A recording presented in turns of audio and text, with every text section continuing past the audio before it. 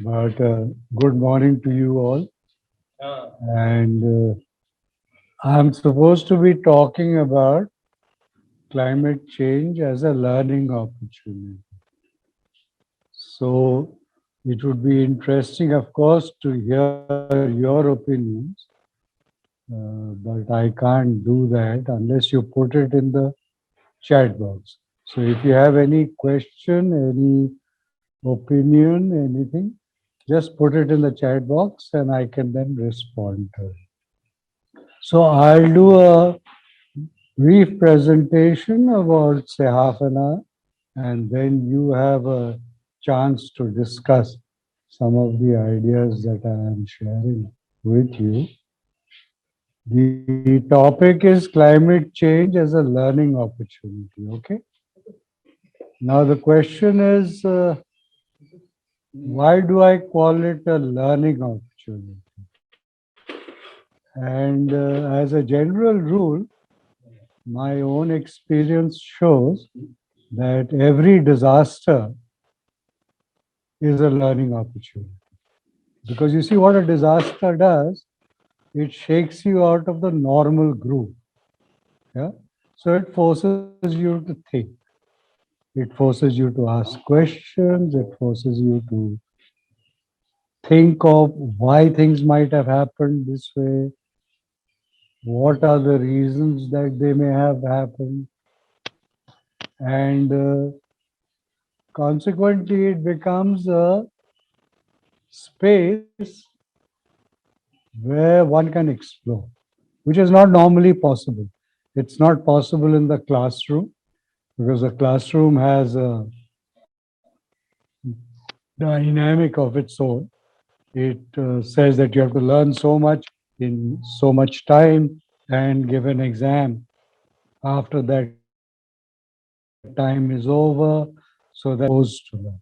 So it's all designed to close you down, to, in a sense, close your mind to only that which has to be learned and only that which has to be answered. If you want to go beyond that, then and in many ways, a disaster does that. I don't know how many of you have ever seen a drought, but a drought is, you can imagine it in your own heads, in your own minds. If you just close your eyes, you can imagine parched land, land that is drying up, where plants are wilting, it's getting hotter and hotter. There are no clouds in the sky, or if there are clouds, they are refusing to give you rain. So it's getting more humid and hot, very uncomfortable. It's very difficult to go out into the sun to work. And you may remember images from the media which shows you a farmer sitting in a plot of land which is all cracked and dried up, and everybody is praying for the rain. But a drought also represents opportunity. Why does it represent opportunity? Because a drought then calls for some of the best responses from human beings. So those who are facing the drought, they learn how to share the very little that they have.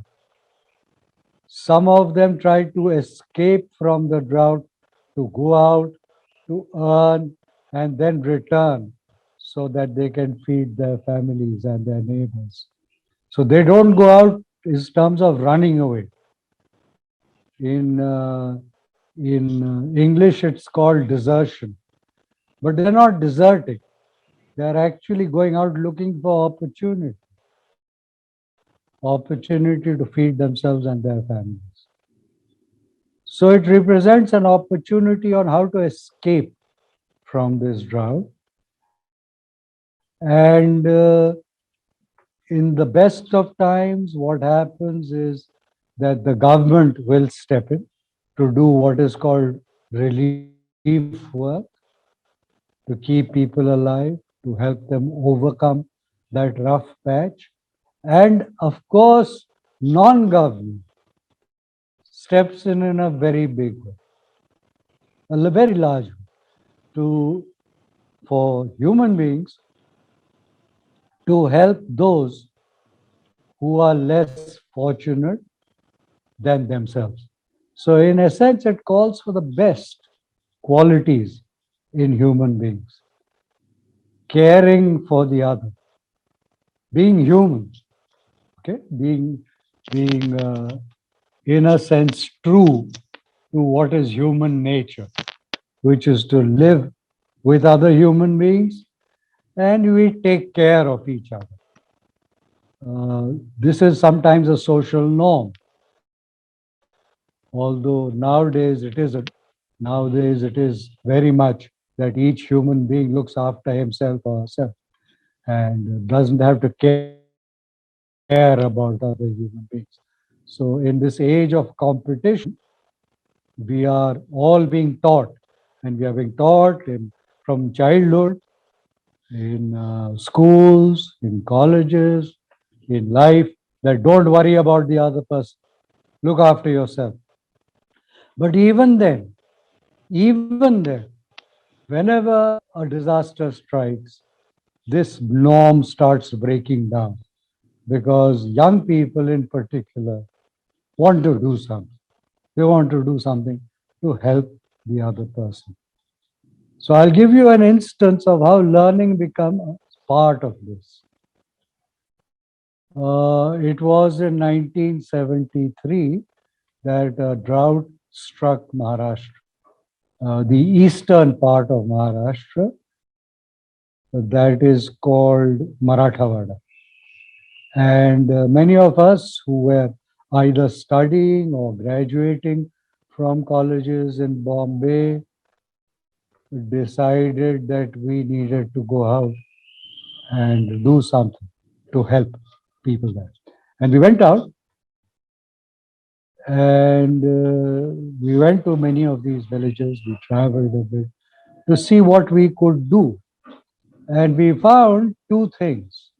One was that there were large groups who were distributing something called sukhadi. And the reason it is called, or it was called, sukhadi is because it was khichdi being distributed in the time of sukha. So sukha gave rise to the name sukhdi. And this sukhdi was nothing else but dalia made into porridge. And this was being distributed in the villages. And you can imagine the kind of food that people were getting from many of these kind people, these nice people who felt the need to help. So we were wondering if this was what needs to be done. So, it immediately raises a question whether Sukhdi is something that should be because the government had opened relief programs. And now for you, I don't know what is your imagination of a relief program. Have you ever stood in line, in queue for relief, which is food, clothes, rations, books for your children, whatever?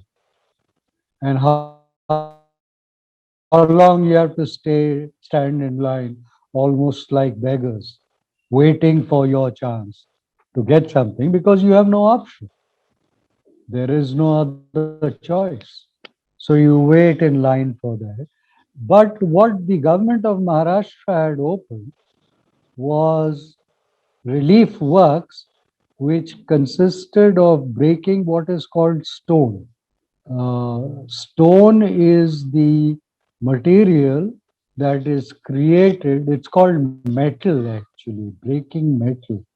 And it's essentially you take large boulders, rocks, and with hammers, you break them into little pieces, which are roughly about 2 inches, say, that is 5 centimeters in diameter. And these are then later used for building roads. And in that time, and even now, I believe, this is the work that is given to prisoners in jails who are serving criminal penalties. So, criminals who are in jail, who are serving out their sentence, are given this as hard labor. And this was being given to a population which was suffering in drought.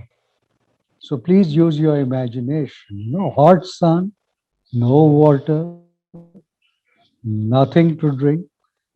But because there is no option, so many families, starving families, families without food, with barely a kurta on their backs, were sitting in the sun, men, women, and children, breaking this stone into metal. And you can imagine what is the kind of government that will give this kind of work to its own people in the name of relief. And we estimated that in those 3 months, the population of Marathawada must have broken enough stone for building roads for the next 50 years all over Maharashtra. That is the kind of production you can get from a starving population at the time of drought. So this also represents opportunity for the government.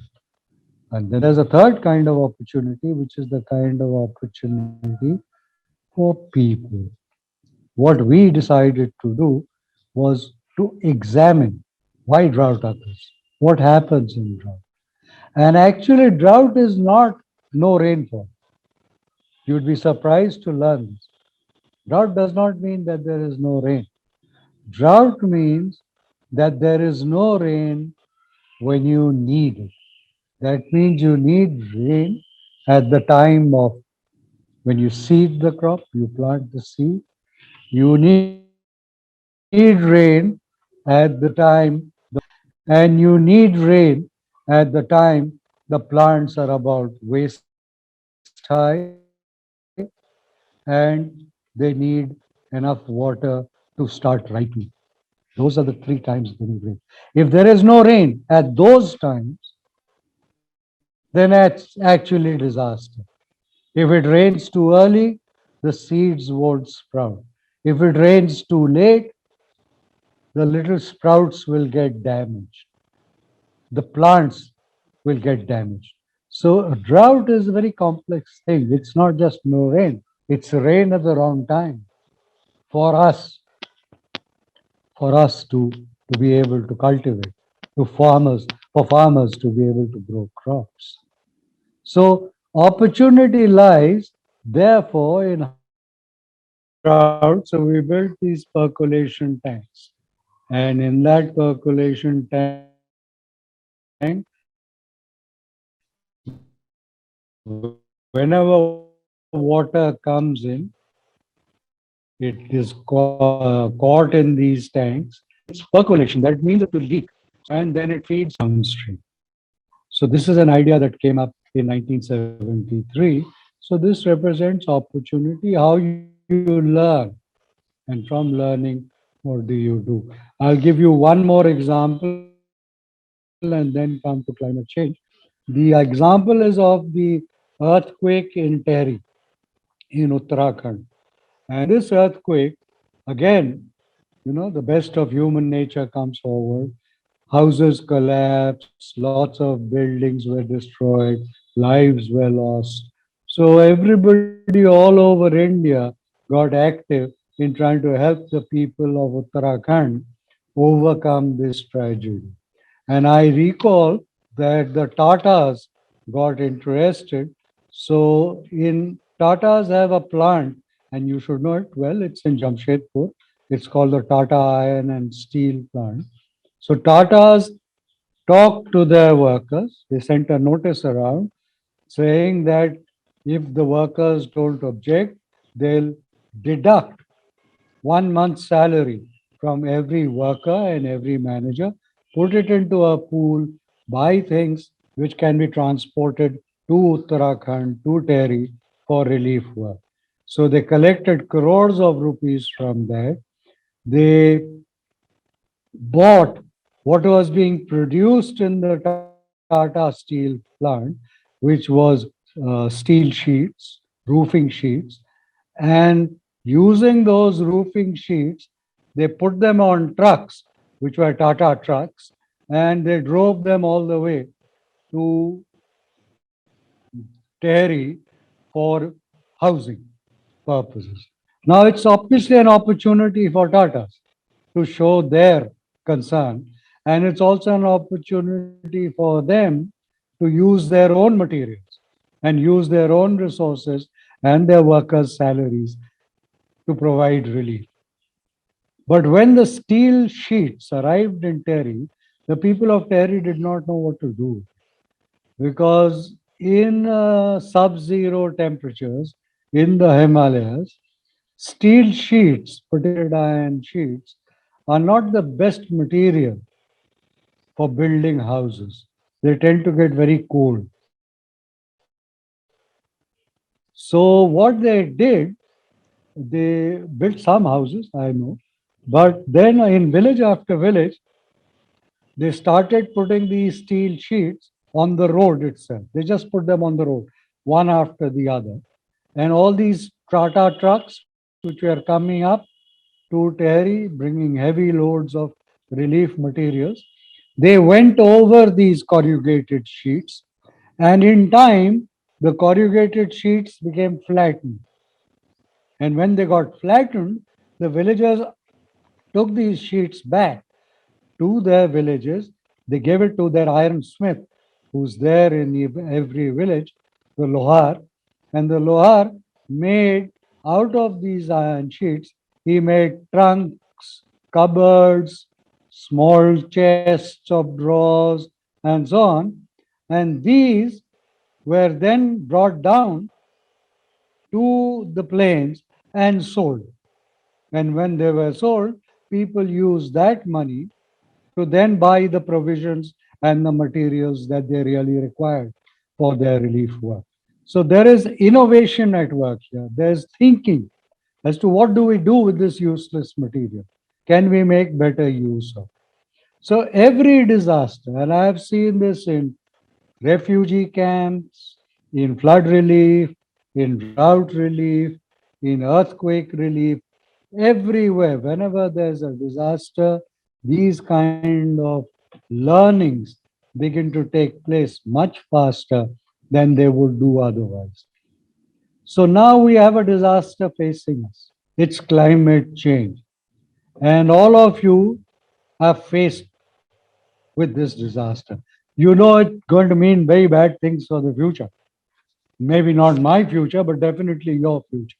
Because your future is stretching over the next 60, 70 years. And in those 60, 70 years, climate change is already taking place. It's going to get much worse. And it's going to affect human beings. It's not going to affect planet Earth. It's going to affect Homo sapiens, which are supposed to be intelligent humans, people like you and me, particularly people like you who have so much more time to think. So it's going to affect you, and you have to start thinking now about how to meet the challenge. How is climate change going to be met?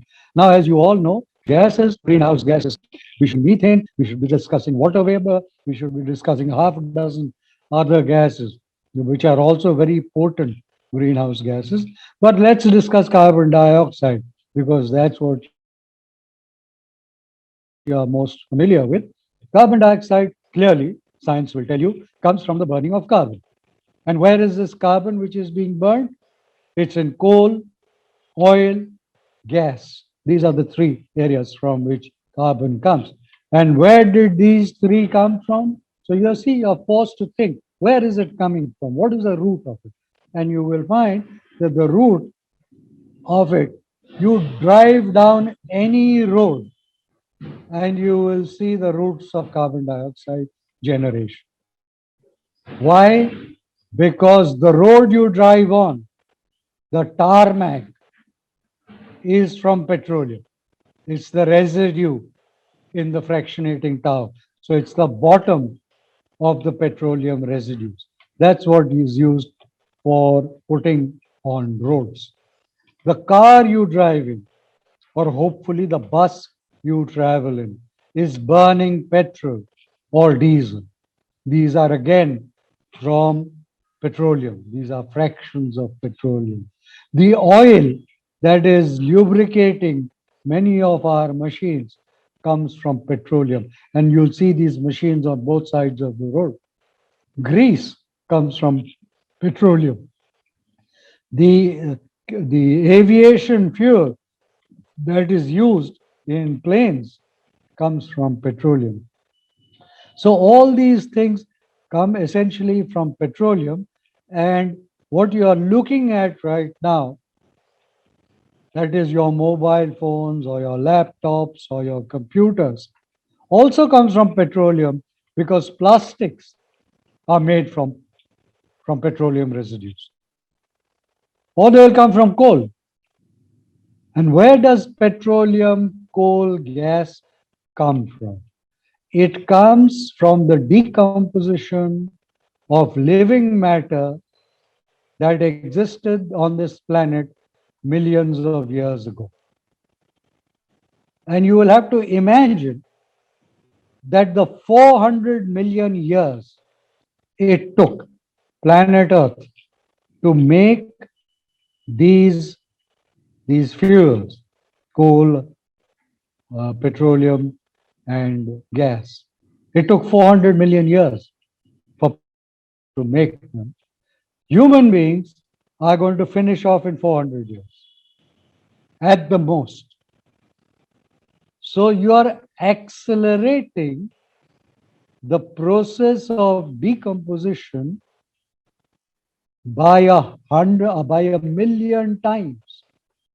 It's not a small rate. It's a million times. So please remember that every second that you spend in consumption by a million times. Thing that is going to avoid climate change in the long run.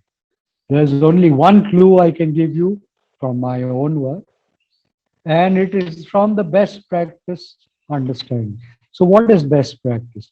Best practice is you look at things that are more efficient, that are better functioning, that represent better value for money. And you say, this is best practice. So, if you're shopping in the mall for a fridge, you look at the labels and you see which is the fridge that will give me, for the least amount of electricity consumption, the maximum amount of cooling. So you're looking at efficiencies. So if I look at efficiencies of a similar order in human beings, and I would say, okay, which are the societies that are consuming less, which are more efficient, right? Which are giving rise to less emissions, which are consuming less. Then I would look in my neighbor, I would look in my society, I would look in my city, I would look to see who's buying a cheaper but a more efficient car. Who's buying a car that gives 30 kilometers to the liter compared to my 20 or 18 kilometers to the liter? Wouldn't I? I'd look at those functional efficiencies. But, and this is the question I would ask, would I look at the person who's riding a cycle? Would I look at the person who's walking along the footpath? And if I did, perhaps I might get an answer as to who's the least burden on the earth. So, with that thought, I leave you to ask more questions if we have time. I hope we do. I tried to finish in the time allotment. I may have overshot, but I see we still have at least 20 minutes. So if you have any questions, if you have any doubts, if you have any comments, please go ahead. Or if there are any chats, I can't see any chats. Gargi, is there anything that you find people want to ask? Or they're still thinking? Thinking can take a lot of time. Yeah. You've got to squeeze your brows together, make your brain function, and all you probably want to do is watch TV. Is that Shreya? That's Shreya. Okay. You can hear me. So the question I'm asking is, how many of you think that by planting a tree, you will avoid climate change? My son thinks so. He's waving his arms around there. Planted 160 of Do you think planting a tree is going to help? Acha. Haritra says, yes, I think so. Okay. Then think of it this way. How long does it take for a tree to grow? To mature? Nisha also thinks yes. Okay, I need you to rethink. Somebody says yes, definitely plants. Yes, yes. So we have at least 4 yeses. It takes 10 years for a plant to grow. Okay, to some reasonable height. 10 years. So it's taking 10 years to fix the carbon from the air into itself. 10 years? Can you imagine how many trees you will have burnt up in those 10 years? I'll give you a rough figure. Every day, somebody like you from your background, I've seen the schools of you from where you come from, every day you consume one tree. A tree just vanishes every day. So if you plant a tree today and it takes 10 years for that tree to grow, it's going to compensate for only one day of those 10 years. You think that's going to help climate change to abate? If you think a million of you will plant a million trees and that should have some impact, no, it won't, because it still comes to one plant per person. And each person is consuming one tree every day. In terms of what you wear, what you eat,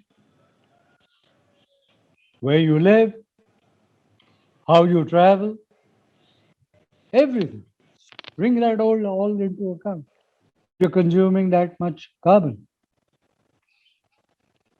So how much power consumption? Duty says that we have to cut our power consumption. So how much of your power consumption will you cut? Supposing you're using, maybe, I don't know if you still are, if you're using 100-watt incandescent lamp in your houses. Supposing you change that into an LED lamp. And from 100 watts, you come down to 11 watts. 11 watts, okay? So 1/10 of the consumption. But is 1/10 of the consumption ever going to meet the challenge of 1 millionth? 1 millionth. Do remember that figure. It's not a small figure. So you have to get to some fundamentals. You have to understand that your contributions can become meaningful only if there are drastic changes in your lifestyle. Just cutting down on the power consumption in the house you live in is not going to be enough, because it's the house you live in that's the problem. It's not just the amount of power you consume in that house. Not one of the houses that you live in has ever been designed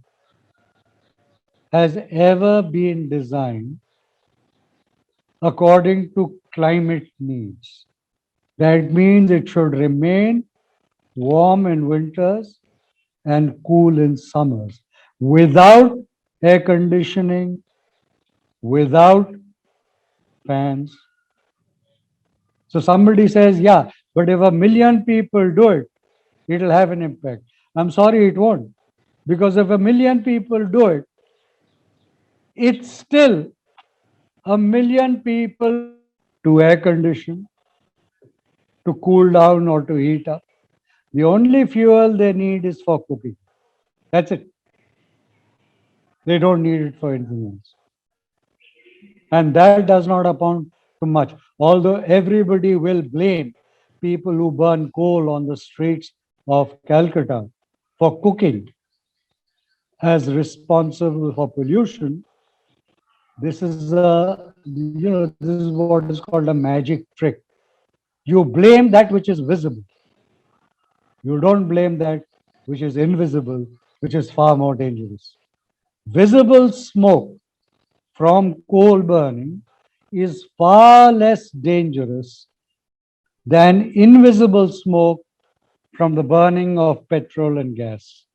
Far less dangerous, even in terms of carbon dioxide contributions to the atmosphere. Unless, of course, it comes from a thermal power plant. But that's a different reason. And the reason is the chimney in the thermal power plant. That chimney helps to distribute it far and wide. When it's on the ground, it won't get distributed far and wide.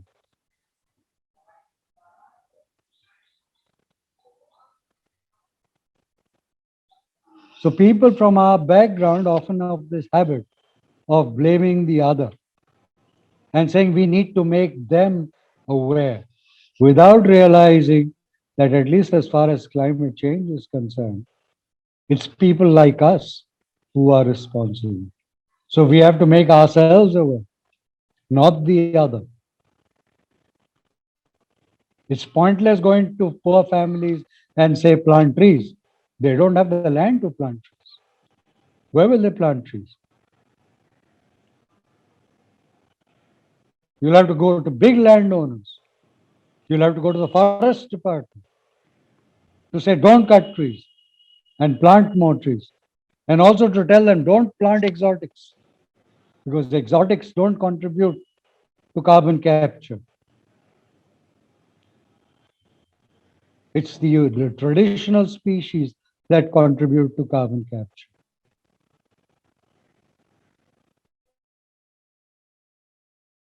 Using paper, the amount of paper that you use.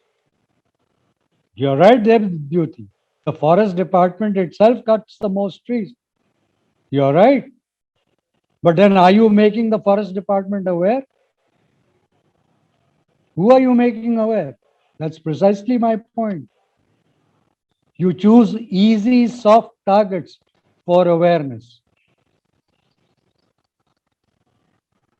You choose the poor to make aware. You never choose the rich. Never, ever. So if you say that we have to cut down on power consumption, you should be demonstrating outside all the houses in New Alipur to say, stop using power. There's a problem making on the co-host. I'll try again. No, the sound is not audible. Okay, let's play the video from the start. I'll play it on my screen also, so they'll be able to hear the sound from my screen. Go to the beginning of the video, Ankita.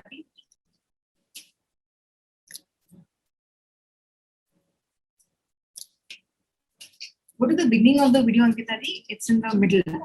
When I've given you the remote control access. Sorry? I've given you the remote control access.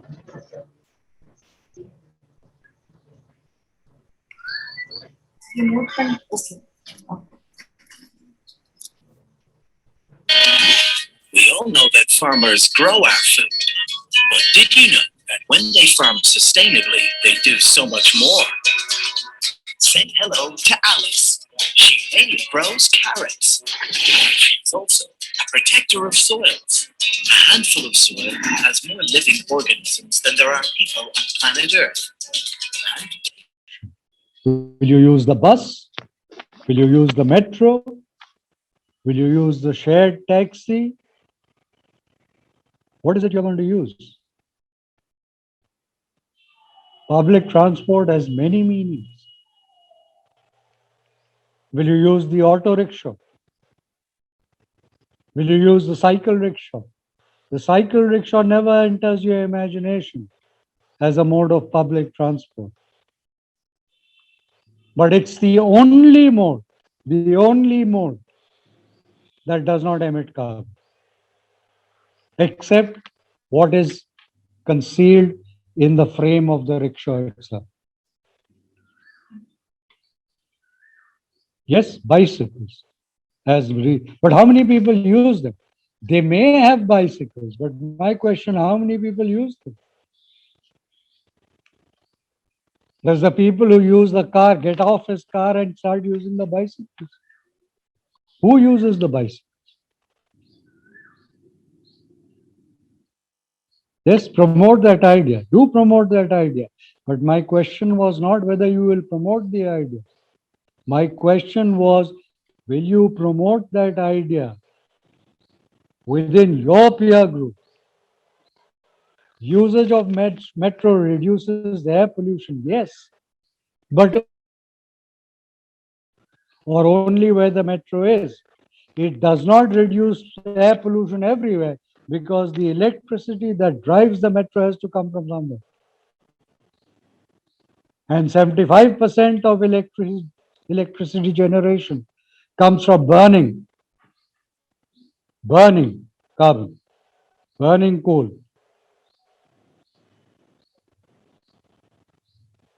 So it's very easy. See, again, I come back to it. You don't see the invisible pollution. You see only the visible one. So you see, say, metro is less polluting. Actually, and this is something I would urge all of you to do as learning. Start doing carbon footprint computations, cradle to grave. How much carbon is embodied in everything? How much carbon is embodied in that metro? It's very easy to do carbon footprint calculations. Go on to the net. You will find standard formats. You can do a carbon footprint calculation for your house, for your transport, for your school, for your college, for your university. You can do it. It's not difficult. It's very easy. Just take out the format, download it. Maybe Switch On can help you do it. And start doing these calculations. And learn for yourself. For yourself. Don't believe what anybody else tells you. Learn for yourself what is carbon emission and where does it come from. All right, what was that last comment? Sorry, the toughest road. Let me just have a look at that. Toughest road starts with a single step, sir. Okay, if you can start with your peer group, yes, do start with your peer group. But even when you start with your peer group, try and ensure that the peer group then doesn't go out and start preaching to the poor. That peer group has to either go into its own class or into a higher class. Because carbon footprints, this is what it tells you, that the poor are not responsible for the carbon loads. It's the rich. So you have to get the rich to change their consumption patterns. The poor are already living below what is called the threshold. It's pointless telling them to reduce consumption. You have to tell the middle class and the upper class to reduce consumption. So do try. Some of you are already thinking a bit. I'm happy to note that. But you see, real learning will not come from talks like this. Real learning will come from when you do something. And when you do something, you have to design it in such a way that it becomes a learning process for yourself. So surveys and studies are the best learning process. If you start doing a survey of carbon footprints in your home and in your neighborhood, it will be an incredible learning process. Vehicles which run with the help of battery. See, you people believe everything anybody tells you. You think battery run vehicles will reduce carbon footprints. They won't. Why? Please ask where batteries come from. Do batteries create their own energy? It still needs electricity to charge it. And that electricity is going to come from a polluting source. So it may not be in your backyard, but it will be in Kolani or wherever the nearest thermal power plant is. Or it could be 1,000 kilometers away from where you are getting your power. So for your air to be clean, you want somebody else to suffer 1,000 kilometers away. Is that being human? Is that what God put us on this earth for? Yes, everything is connected. Everything is interconnected. So please start asking these questions. Don't fall into the trap of believing what advertisements tell you. I'm sure all of you who have seen TV will have seen that advertisement that says it's for a drink for children. It's a fortified drink. And it says, drink this and your child will grow. I'm sure you must have all seen it. Whether it's a Boost or whether it's Horlicks, whether it's any of these fortified drinks for children. You've seen it. I'm glad that you've seen it. Have you ever asked the question why? Why is somebody promoting these drinks? And go back to the net today. Look up on the net. Who are all the athletes, particularly the girls, particularly the women, who have won medals or who have participated in the Olympics? And find out how many of them in their childhood drank Boost. Find out for yourself. And then maybe you'll start learning, actually learning that gives energy to these young athletes.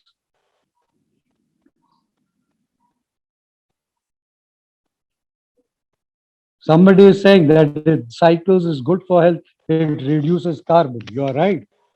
But which cycle? Which cycle? Again, I ask you that question. Is it going to be the standard Atlas cycle? Or will you be going and buying one of those 12-geared cycles? Because the two have different carbon footprints. Find out for yourself. Don't believe anything anybody tells you. Don't believe what I'm telling you. Find out for yourself. Don't even believe what Google tells you. But find out for yourself. Use it as a search engine rather than as a knowledge bank. Exactly. The basic cycles that we drove in our childhood 60 years ago have a much lower carbon footprint than the new cycles that you see in the shops. So find out for yourself. Otherwise, you will never learn. You'll only believe something that somebody else is telling you, something that is being told to you through propaganda, through posters, through TV. And TV is the worst of the lot. The amount of garbage and junk it feeds into your head is precisely because they don't want you to think. They don't want you to learn. They just want you to copy what they are saying, because only then will sales grow. Only then will you become a better consumer. It's all targeted to the consumer. Consume more, consume more, buy more, buy more. You've seen these car ads, I'm sure. These lovely cars on these lovely roads, and there's a lovely woman always. I don't know what she's doing there, but anyway, she's always there with a lovely landscape. How many of you have ever driven a car along such a road?